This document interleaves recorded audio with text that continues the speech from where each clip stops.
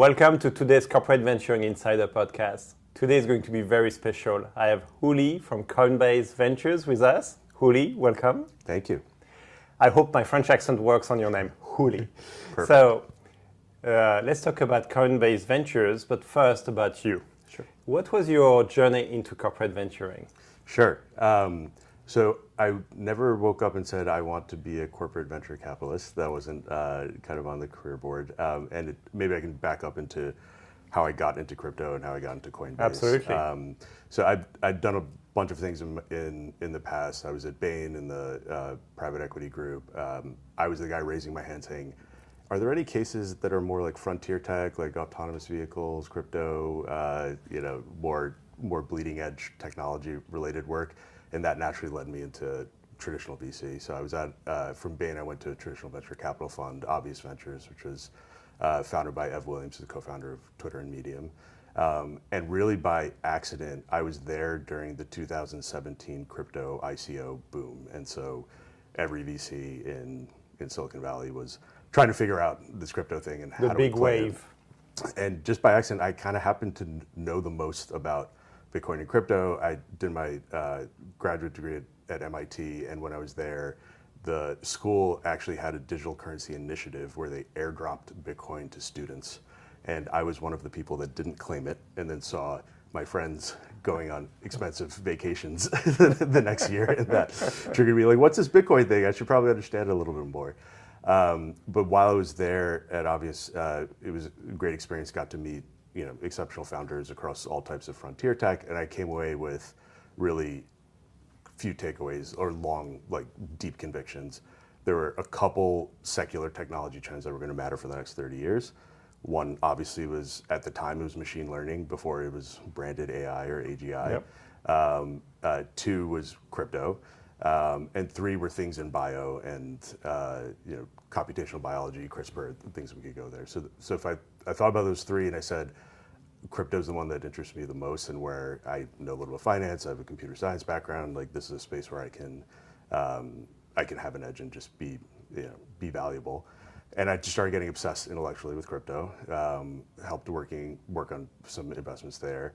There were a bunch of Bain people at Coinbase, and so just naturally was talking to those Bain alumni, and just had a chance coffee chat with a former colleague, and a week later I was meeting Emily, our COO, and Sean, who's now our Chief Business Officer, and just kind of shipped and went in. Didn't know what I was signing up for. And so I joined Coinbase all in on crypto.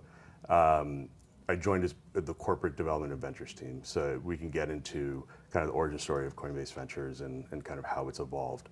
But I've worn different hats over my time at Coinbase across M&A, strategic partnerships, but for the kind of back half of my tour of duty so far have been leading our venture investing arm. I like the way you mentioned tour of duties because it feels like you have a very rounded background. You've done a bit of finance, a bit of technology, but you did MIT, so you're clearly technology biased. Definitely. So I want to talk maybe about this technology bias because crypto is super technical. I mean, it's all about math at the end of the day. How much of that influenced you as an investor? It definitely a huge influence. Like I got into crypto because of the cryptography, and reading the Satoshi white paper was kind of this moment, right? Unlock moment. I was dreaming about what this meant and the implications, and just knew kind of in my gut this was a transformational thing for the world. It was the first time we had digital scarcity being explained, right? Yep. And went deep on the history of the previous attempts at digital cash and like cypherpunk forums, and it really is remarkable how much of a breakthrough Bitcoin was. But yes, being tuned to like cryptography and the math was a big part of intellectually what got me interested. But it's evolved a lot since then, and now we have founders who we've gone from this figuring out the cryptography primitive layer to figuring out the networks and protocols, figuring out different layers of infrastructure, and now we're finally at a place where we're seeing like internet scale applications are possible. So being able to kind of go all the way up and down the stack was pretty important as well. I feel like we're at the point where the infrastructure and the piping is ready for production. Yes. Okay. Yes. But I still want to go back to your Yeah. story because you're in Coinbase in corporate business development. And did you have the idea of the corporate VC? Did it come from someone else? Yeah, I'll give you the whole like origin story of Coinbase Ventures. It really started as an experiment, and I think this is a testament to the culture that Brian, Emily, the original kind of like co-founding group around Coinbase have really instilled with the company. It was just action creates information. It's okay to just try things. So when I joined, Coinbase Ventures was a blog post that said, "We are Coinbase Ventures, and here's some investments we've done." Internal blog post? Or? External. Hello world, like Coinbase Ventures, we're open for business. There was no real plan. There was no real structure. But I think just strong intuition from Emily and others that this was an important vehicle initiative to have as part of broader Coinbase. And I think what was been unique about Coinbase is it really has been kind of like a platform in an emerging ecosystem. And so it started very organically with, hey, we have exceptional Coinbase employees who are going off to start things. Like we want to be able to consolidate how we support them and back them. We had the traditional VCs on our cap table who are active in the space, sharing new startups with us that were super interesting. And so it started very decentralized, and there's about a dozen folks across the company, all just working on it nights and weekends. It was no one's full-time job was to be doing Coinbase Ventures, but it snowballed from there, and we ended up investing and helping seed this ecosystem. That was the other, like the mandate was very simple: was back exceptional founders. We all have this conviction that we are in the early innings of an emerging ecosystem. We don't have to be overly prescriptive on like short-term ROI necessarily, but we know that intuitively, by helping seed and grow this ecosystem, it's going to benefit the broader category and eventually benefit Coinbase's business as well. So fast forward to today, we've done over 600 investments. I mean, 600. It's when you started in 2017? 2018. 2018, okay. Yeah. Okay, 600. And basically along that journey, Coinbase, the investment started really working. I think everyone internally started seeing that there was a lot of just strategic value, and so we put more energy and structure around it. And now we operate very much like a traditional like seed Series A fund. We invest off the balance sheet, but with like dedicated investment capital. But the mandate has stayed the same. Extremely broad. Anything that touches blockchains and blockchain technology is kind of in our remit. Web3? And Web3, anything that's being unlocked, and kind of anything except the through lines are like exceptional founders, big ideas, potential to grow the crypto economy and the space. And so early on, that was a lot of things like new decentralized finance primitives, protocols, L1s, L2s, like infrastructure type stuff. Now, today, given how much crypto has gone quote unquote mainstream, is like we're getting pulled by the market into much more traditional fintech looking businesses, right? Because stablecoins are everywhere and getting permeated everywhere, going deep on like exchange and market infrastructure type things. So the things we look at and invest in, like the universe has grown, and so the lines are a bit blurry. And stepping back, like so that's kind of the origin story, and it's evolved, and now we're one of the most active investors in the space. The portfolio has yielded not only like financial ROI, we are financial ROI first in how we kind of underwrite things, but there's just a ton of intangible value. And I think of it as almost like a relationship farm system of great founders who are doing exceptional things.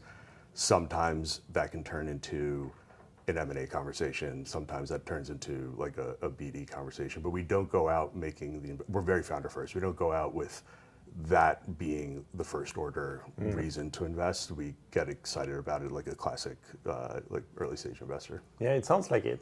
I think there are a few things I love, but the fact that you raise your hand when you saw this blog post and you say, I want to join in. The second part is exceptional founders, which includes Coinbase employees decided to start something. Yeah. And Cisco does that, for example, but very few firms actually are comfortable investing in people leaving their firms. Can you speak to that? Because I think that tells a lot about Coinbase mindset. Yeah, it really is this like we don't have this zero sum mindset, and I'll be clear. There is always a tension. Part of my job is I'm kind of like the first person that someone calls when they know that they're thinking About to leave leaving and starting, and there is like a bit of like we don't want to be encouraging people. Yeah, I don't think you want that, right? Or being a contributor of attrition or something like that. But it's a very entrepreneurial culture. The entire company is a very entrepreneurial culture, and we encourage that kind of founder mentality. And so when someone has gotten to that place internally of like, I want to burn the ships and I'm going to start something and I'm going to be a founder, like of course we want to be the first person they're talking to and support them on that journey. That's amazing. Now, of course, early stage, meeting founders, getting a sense whether they're exceptional or not.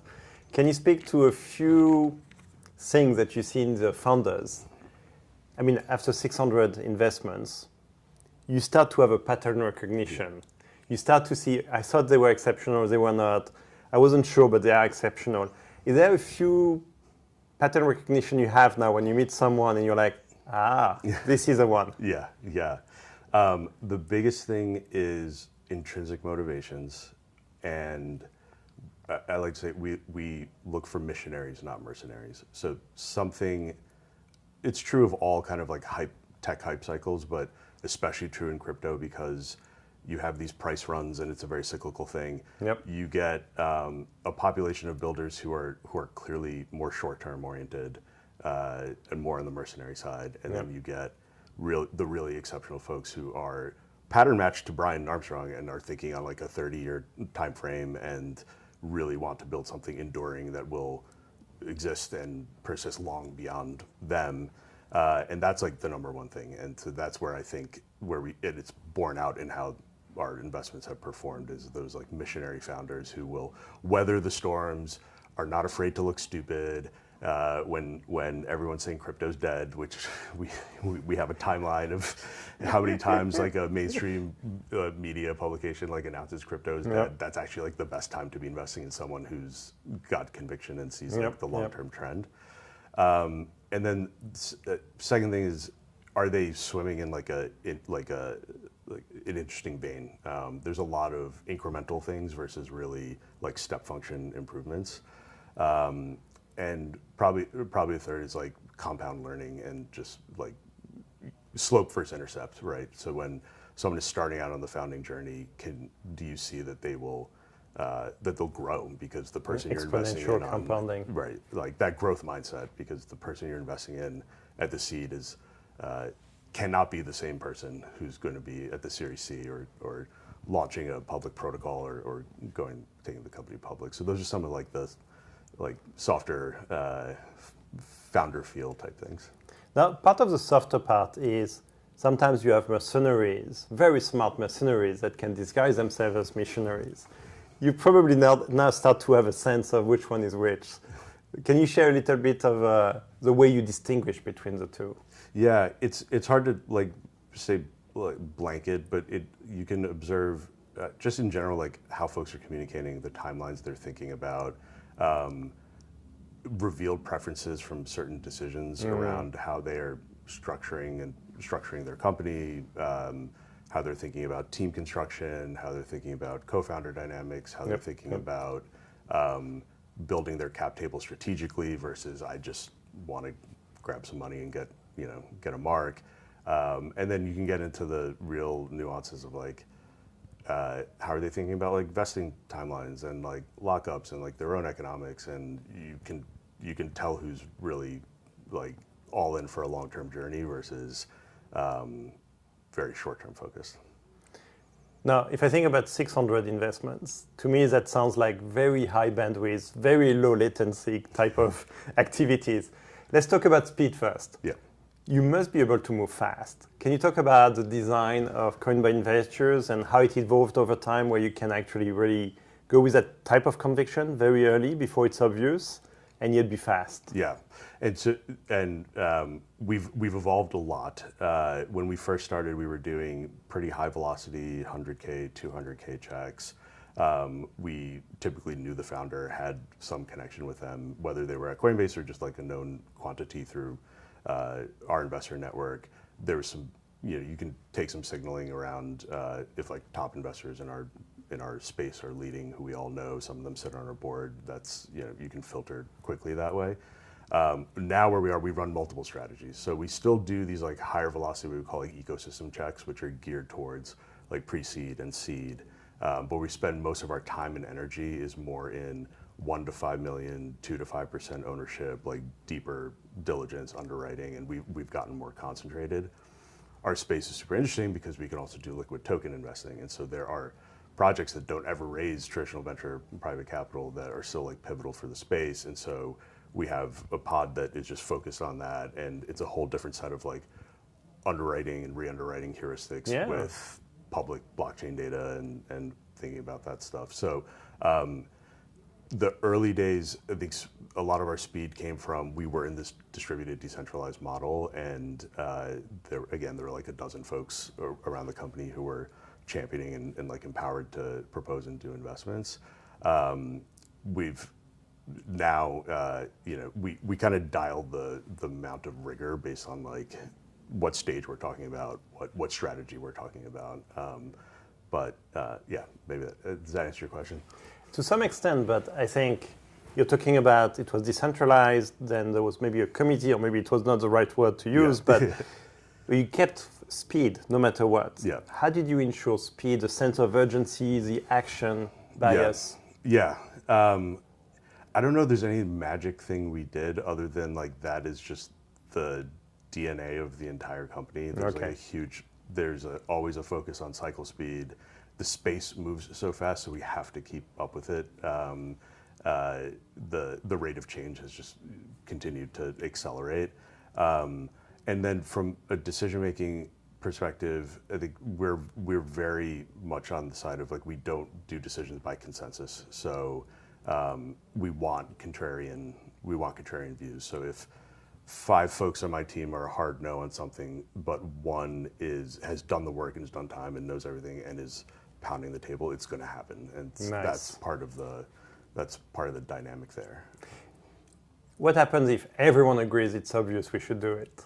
Sure, we're gonna do it probably try to size up. And have you ever done a retrospective where you look at which one turned out best between the ones where most people said no and where everyone agreed? Yep, just like a traditional fund, we run through our portfolio like twice a year, and we do that kind of retro. And venture is hard. Like when you're looking at an early stage startup, like there's never really a right answer at that time, and there's 100 reasons to say no to every investment. There's usually 1, 2, maybe 3 reasons to say yes. But we factor that all into like compound learning. I think where some of the takeaways we've come across is that in crypto especially, there tends to be these like mimetic patterns. So I'll take one example, like perps exchanges, perpetual futures. You see 1 or 2 like breakouts, and then you see dozens of like Me Too's, and so derivatives. Right, yep. And so that's where pushing the thinking of, okay, is this really like a step function, or is this an incrementally better version of what we've already seen comes into play. And of course, step function is even more risky. Yes. And so are you saying that you always want a step function? I mean, you talked about exceptional funders, exceptional outcomes. So is step function one of your criteria? Yes, it's one of the criteria. The way I think we think about it is like we frame every investment memo with a section of like what you have to believe for a 10 to 100x outcome, and that can be super crazy moonshot. Like there's so much execution risk, but like you have to get to a place where you can see that there is that type of like asymmetric outcome. But it's the risk reward dynamic of we know that. The mean, how do I phrase it? It's like the median outcome is 0, but the mean outcome, like a probabilistic skew, will be much higher. I love when you say believe. So we, at TDK Ventures, we have the investment thesis structure, which is what we know, what we don't know, what we believe to be true. And then it leads to some kind of investment KPIs. And the investment KPIs, of course, factor what you know, what you don't know, and if what you believe is partially or fully met, this is why we would invest. Can you speak to that belief system? Because that sounds like very fundamental to your investment strategy. Yeah, and different people have different beliefs, but we try to harmonize on like a core set of beliefs, and it's unique to each case. But it's basically, and I found this framework was very helpful in other contexts like M&A or business development, where it goes back to that slope versus intercept concept. Where okay, if I believe, I'll just make a toy example. It's like. Yep. If I believe that crypto wallet adoption is going to increase 10x and every crypto wallet is going to need a fiat on-off ramp and the existing fiat on-off ramp players are ill-suited to serve that, okay, this startup that is that has a unique insight on how to serve that. Like I guess the way to say it is the belief sets. Are a hijack for top-down TAM thinking. Yes. So instead of, hey, this is the entire world of wallets today and fiat on-ramp flows, it's more of a way of articulating like, okay, the market doesn't exist today, but if you believe these things, it will be a large market. And we don't always get it right. And so like, example where we didn't get it totally right in 2020, 2021, some of our belief statements were around developer tooling for crypto. And so those belief statements at that time was, we actually think the number of developers that need purpose-built tooling for blockchains and crypto will exponentially grow. We made a bunch of investments in that category. What, in hindsight, was wrong about the belief statement is that the tooling actually just embeds into the existing developer workflows. Like if I'm going to GitHub, I don't need a GitHub for crypto. I'm just going to go to GitHub, and I'd rather have the appropriate repos and tools like embedded in there. So we don't always get it right, but it gives it's a framework to kind of forecast the future. It's interesting because you say forecast the future, but the way we think about it at TDK Ventures is we dream different scenarios, positives, negatives, but we call it backcasting from there, looking at what's missing, and then we found the founders who are building towards that future. And of course, we want to dream different scenarios which are uncorrelated. And what you do is you have this vision of developer tools in a certain way. If it happens, great, you back the founders that build towards that. Yeah. If it doesn't happen, then that's venture capital. Yeah. Yes. That framework makes a lot of sense. The thing I'll say overall is like, I think we all have the humility that we're just not the smartest people in the room. And so we always have this running motion we call like majors and minors, where every quarter we pull up and everyone picks a few themes or categories where we think like, okay, what's the next 4 or 5 years look like? Where are the gaps? And that kind of similar thinking of like, okay, if we find someone, like let's find someone who's doing exactly this. Yeah. Which is, I think, a good way to have like a prepared mind. So when the founder walks in the door, like two years ago, we did a similar exercise for prediction markets, and came to like, okay, if we find someone who's doing exactly these 3 things, unsolved things in prediction markets, like we want it, and we found that founder, we invested in them, and very quickly with conviction. And yeah, so then you just your mental framework is tuned for the bird spotting. But you have to balance that with every day, every week, we meet a founder who completely changes our view or has a unique insight. And so you can get overly analytical on like prescribing boxes you're looking for, and just have to balance that with it's all going to change, and someone's going to change your mind because they have an insight you don't have. And you have to be open-minded to that. I want, especially for the audience who are not from the US, I feel like there is a golden nugget when you say major and minor. Can you speak to that discipline of having major and minor? Yeah, it's a forcing function for, we've experimented, we've gone, and everything, I think if you take anything else, nothing else away from how we operate, it's that nothing is rigid, and every 3, 6, 12 months we're constantly rebooting, refactoring, like our frameworks and how we operate. Disrupt yourself. Just have to stay agile, and it's a compound learning thing as well. But majors and minors, we went through different phases of like, okay, should we have like structured practice areas and individuals and pods that are just focused on stablecoins or just focused on L1 protocols. And I've come to a belief that you just have to be a generalist like in our space, and the mandate already has some bounds. So within that mandate, everyone has to be a generalist, and then the topics and the things you need to be smart on are constantly evolving to stay with the market. Yeah. So we do have folks who like have gone super deep on DeFi, decentralized finance, like that is their major. If there's a DeFi project on the desk, like definitely want their opinion. Yep. But they also should have a list of areas where like I'm spending time in agentic payments and AI tools, or I'm spending time in stablecoins, and so the miners. So everybody kind of cycles through their list, and it's a forcing function, not get complacent and not get too rigid. I love it. That is a golden nugget. Let's speak to your team. How is it structured? How many people? Different functions? Yeah. So the core ventures team today is 8 folks, and it's a bit fluid. But we've got 4 folks on the direct investing team, 2 folks who are focused more on portfolio ops platform, and 2 folks who are more focused on liquid and liquid strategies.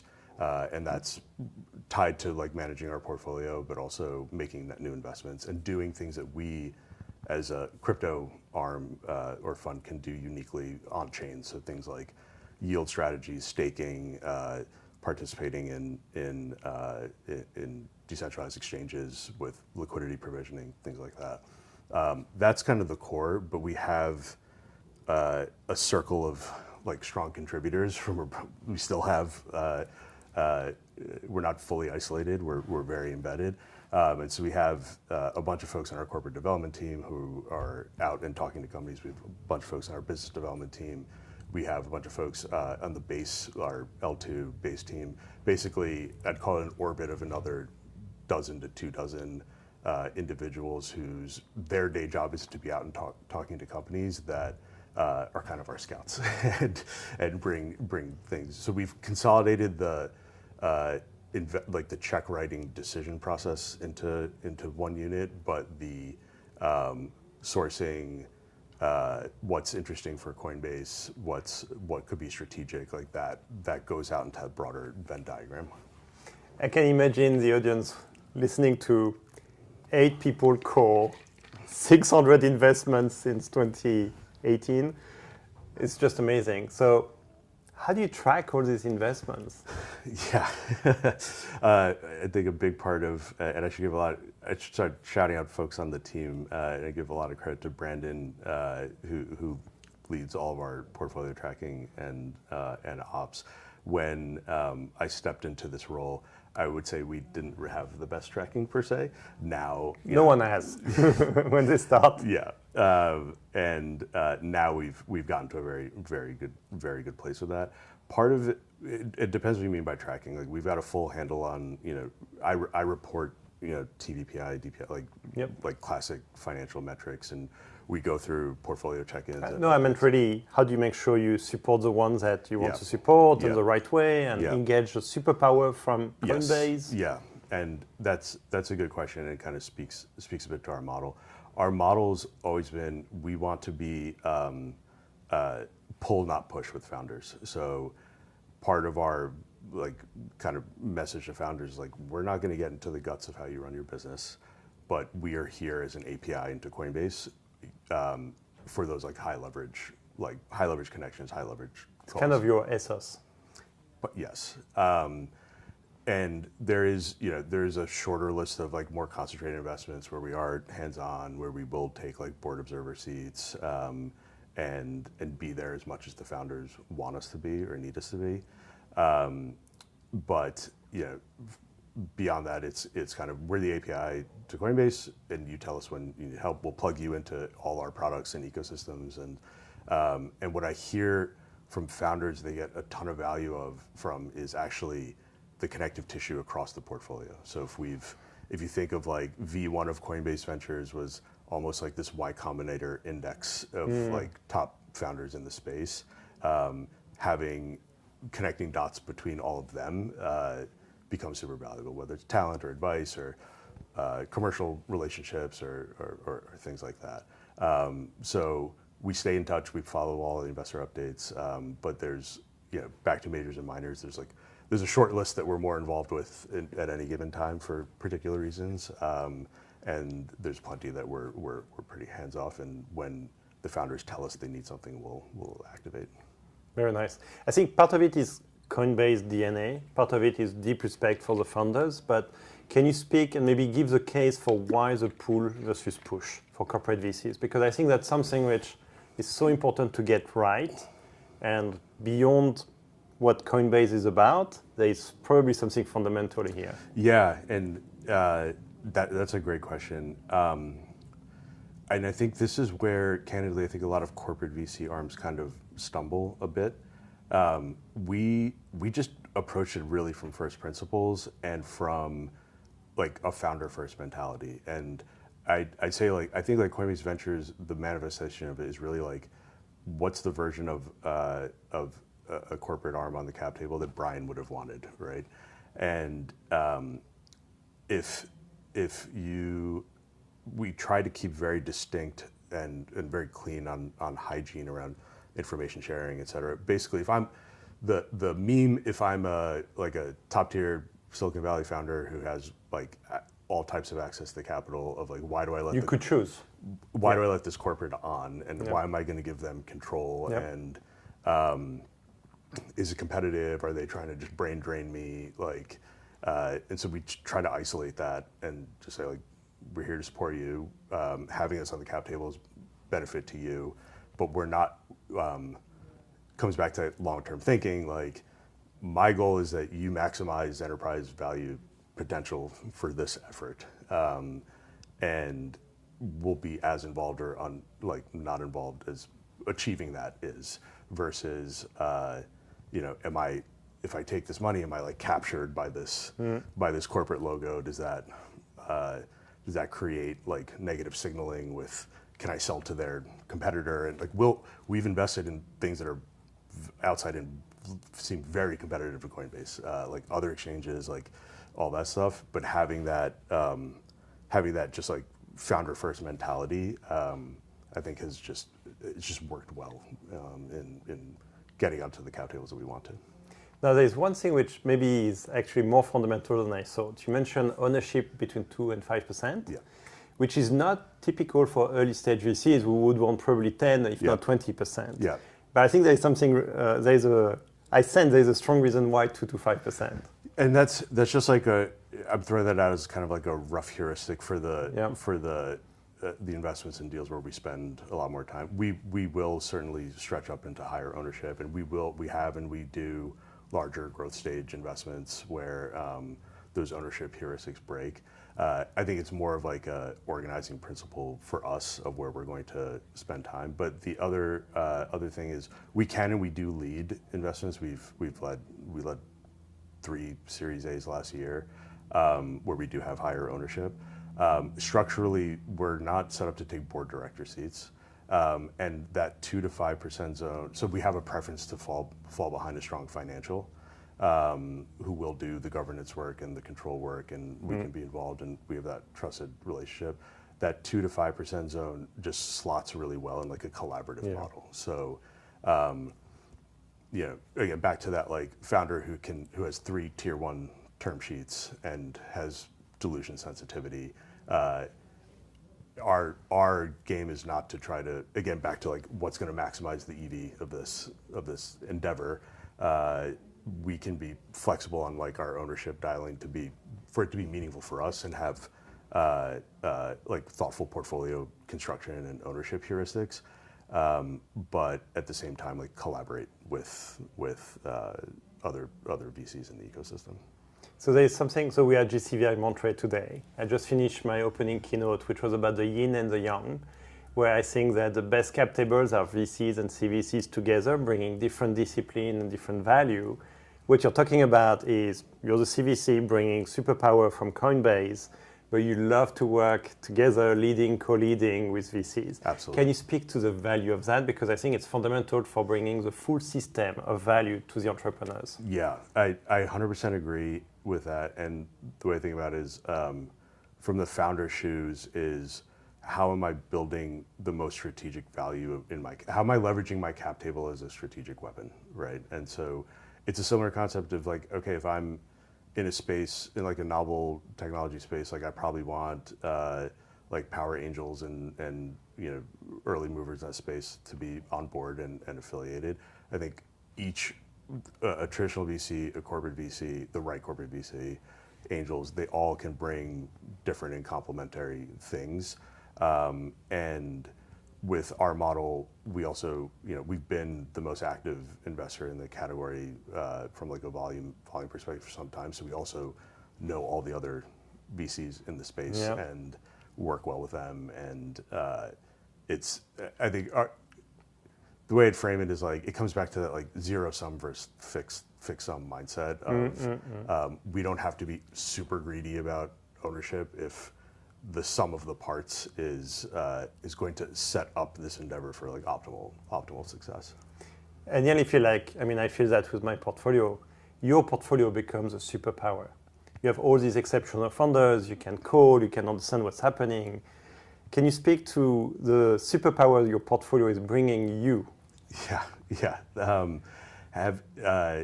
It's definitely highly valued inside Coinbase, like the strategic value of having this portfolio is. So one is kind of, the way I think about it is like, we're looking to get on cap tables of the companies today that are going to matter to Coinbase in like 3, 4, 5 years, right? Versus our product teams are focused on what they need to ship in the next 6 months, and our business teams are focused on, how and what the step change. Yeah. Right. And so part of it's like having this network of kind of future tellers that are giving signal, and like some examples there, we invested in a bunch of NFT companies. We invested in OpenSea before anyone was talking about NFTs. But having that exposure let us be aware that like NFTs are becoming a thing. We invested in pretty much every layer 2 network on Ethereum long before anyone at Coinbase was thinking about we should launch our own. So just having that like forward pull on just like the trends and information and where things are going, and never in like a anti-competitive type way, but just again having a pulse for what's coming down the road has been super valuable.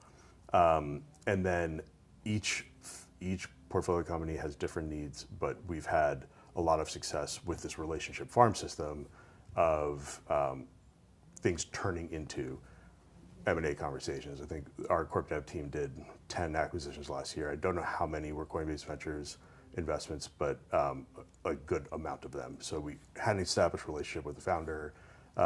We had visibility on how the businesses were performing. So that's, we'll never go in and write a check and say we're writing the check because we think we're going to want to buy it someday. But again, like having lines versus plot, like a plot graph of a relationship with a company and a founder is super helpful for M&A. And then BD and commercial side, because we really, like Coinbase really is a platform. Projects want to be kind of listed in our exchange if they're launching a token. A good example for where things really got tight was with Morpho, which is a leading borrow and lend protocol in DeFi.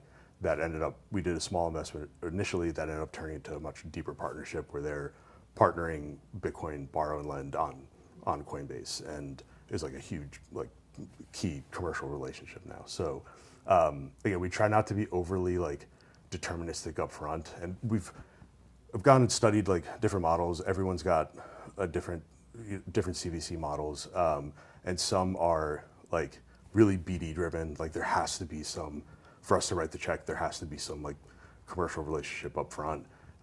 Some are purely financial ROI, and we kind of try to, we are financial ROI focused. We try not to overthink or overprescribe what the longer term like Coinbase platform benefit will be. but we just know that if we are investing in great founders, like, and have good relationships with them, those things will happen and bubble up over time. I mean, the way to think about it is if you have the financial ROI, it means you bet on the future makers. Who are the people you want to work with anyway at Coinbase?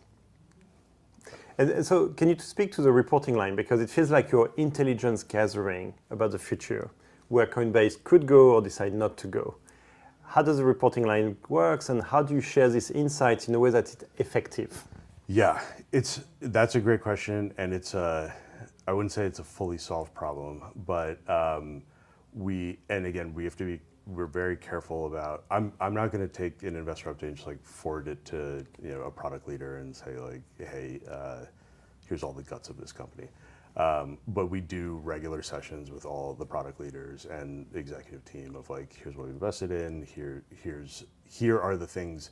If I look back at 2025 and I have a stack chart of like, these are the categories we invested in. Significant amount last year was in stablecoins and stablecoin related infrastructure. We did a lot in perps dexes. We started doing early investments in agentic stuff.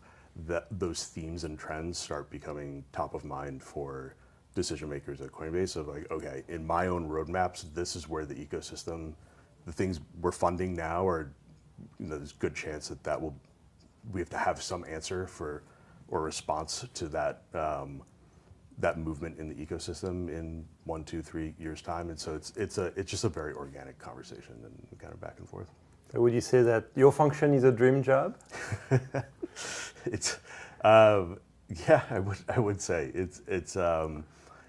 I would say it's a dream job for me, for what and for our team. I think we all love it.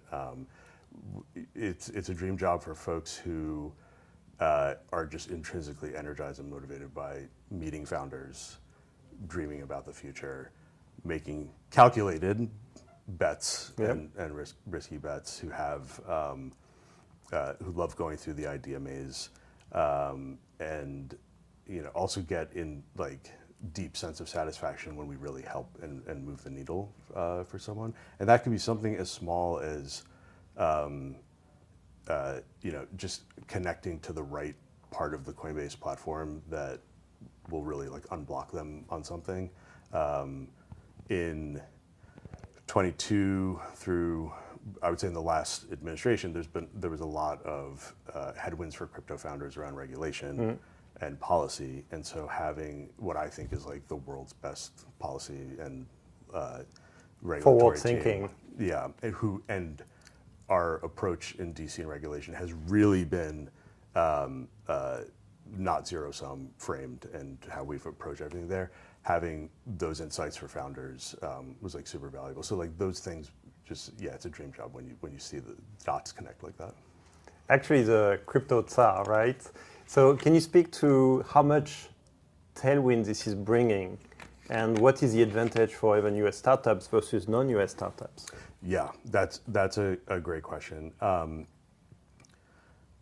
Crypto is the genie out of the bottle. It's going to happen no matter what.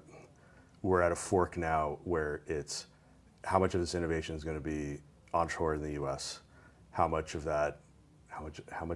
does that tax revenue come to the US, or does it just migrate offshore and happen offshore? But there's no like unwinding it back. This administration, it's been just night and day difference. I think the entire industry really felt like we were kind of under regulation by gaslighting in the last administration. There's certainly bad actors. No one is asking for no rules. We're just asking for clear rules. Yeah, like, clear rules is better than no rules. Exactly. Yeah. Like, and the inherent challenge, and I think it's what we've gone through in crypto over the past 4 or 5 years. It's a canary for what policy makers are about to go through with AI, right? In that this is fundamentally new technology. It enables different things. There's a whole different set of like taxonomy and definitions, and this is programmable, extensible code. Trying to force fit legislation from the 30s onto that framework is just like incoherent. And so then if you were a crypto founder in 22, 23, we had many of our portfolios saying, I'm getting a passport in Dubai, I'm getting a passport in Singapore. Like, it's not that I'm I'm doing anything wrong. Like morally, it's that this is too confusing. I don't know if I start this company, if I'm going to get sued by one regulator, the other regulator, who's the actual person that is in charge. So now we're progressing into like a much more constructive world. I think Genius Act last year was a huge unlock. Like the rules of the road for stablecoins are clear, and we saw really exceptional founder interest coming into that passing. And like I think almost half the investments we did last year were in stablecoin related things, and you have exceptional like Web2 founders because the lanes are clear. There's still risk, and every nuance of the language isn't like it's not like a hard rule set of things, and they're bound to be pushed and tested. But at least there's a framework that gives an all clear of if I go on this founder journey, like I know what the rules are. Market structure, the other clarity bill, that will be an even bigger unlock. Absolutely. When that lands. And the SEC and CFTC have been super constructive, releasing guidance, and the signal I'm getting is that it will just encourage that marginal founder who was interested in the technology to, if you can de-risk that regulatory question, it pushes them off the ledge to like burn the ships. It feels like this is the inflection point. Infrastructure is ready, the piping is done, it's becoming mainstream, you have regulatory clarity. What's left for you to do? You're old. I'm being provocative. So right now I would say there's a lot left to do. I think what it feels we don't take like many victory laps. I think what I'd say is it has, if I reflect on the journey of like past 7-8 years, it's felt pretty good to have been contrarian and right about a lot of things. But we are still like 1% away, 1% into what Scratching the surface potential is. And regulatory clarity brings more competition and more interesting, more entropy and more dynamics. And we're like any venture fund, we're only as good as our next investment. Yeah. So staying sharp, staying relevant, not being afraid to put like blockchains are really like permeating into so many different categories. We can't be too like ideological either of like this is crypto, only this version of crypto that we like thought of with the Satoshi white paper is the only version of crypto. So I've had to get a lot smarter on like traditional fintech businesses and what's a BIN sponsor for a card issuance and things like that. And the whole team has, and the whole company has, and we're paranoid. We got to stay always don't get complacent. Like the Intel founder, paranoia is so important. I think there's something that comes across everything you say, which is humility. Can you speak to why this is so important for investors? Yeah.